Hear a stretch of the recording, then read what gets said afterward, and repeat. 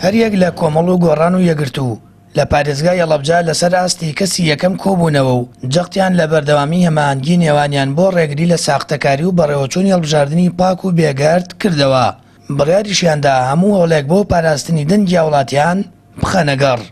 چۆن بکەین بۆ ئەوەی پارێزگاری لە دەنگەکانمان بکەین و ئەو دەنگانی کە پێمانە درێ بتوانین ئەم جارە بە هەر سێلامانەوە پارێزگاری لە دەنگەکان بکەین و نەهێڵین جارێکی تر ئەوە ڕووباتەوە لە کوردستانە و ئەو پرۆسەیە بەو شێوازە عیبدار و ناشرین بکرێ و بتوانین پارێزگاری لە دەنگەکان بکەین. بەڵام بەداخەوە لێرە و لەوێ هەندێک دەنگ و باس و قسە هەیە کە هەنگاویان ناوەوە ئەیانەوێ هەنگاو بنێن ئەو دوولایانی دەسەڵات بۆ هەندێک کاری نابەجێ و هەندێک هەنگاو کە بیانەوێ تەزویرات یاشتی ئەوانە بکەن. ئێمە پلانی خۆمانمەندانە و بەردەوام ببین لەسەری بۆ پارێزگاریکردن لە دەنگەکان.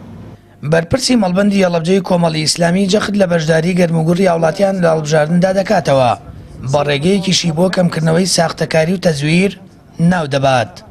خەڵکی هەرێمی کوردستان، خەڵکی بە شەرەفی هەرێمی کوردستان بێنە سەر سنوورخانی دەنگدان، بەشداری ئەم پرۆسەیە بکەن، بەشداری زیاتر ڕێگری ئەکات لە کەمبوونەوەی تەزویر و ساختەکاری. ئەو کەسانێک کە ئەیانەوێت ئەم پرۆسەیە بەرەو پێش بچێت دەبێت بەڕاستی بە گەرموگوڕی و بە وریایی و بە چاودێریەکی باش.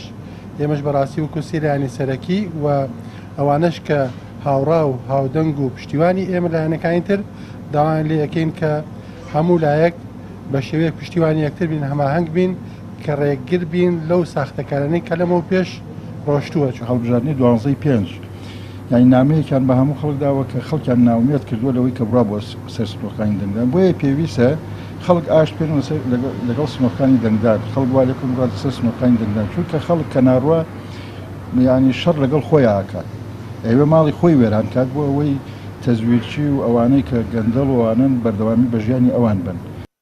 کۆمەڵ و گۆڕان و یەگرتوو وەک سێ لایەنی سەرەکی لە هەڵبژاردننی 12 ئایار دەنگەکانیان دزرا، دەیانەوێت چاودێریەکانیان بۆ هەڵبژاردننی پەرلەمانی کوردستان زیاتر بکەن و پارێزگاری لە دەنگی ڕاستەقینەی خۆیان بکەن.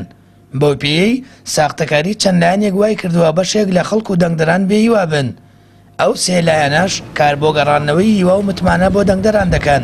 داواش دەکەن هەمووان لە ڕۆژی هەڵبژاردندا بچنە سەر سندوقەکانی دەنگدان و بە ئیرادەی بەهێزەوە ڕێگر بن لە تەزویر و ساختەکاری. سامان فەتاح، کەناڵی ئاسمانی پەیام، هەڵەبجە.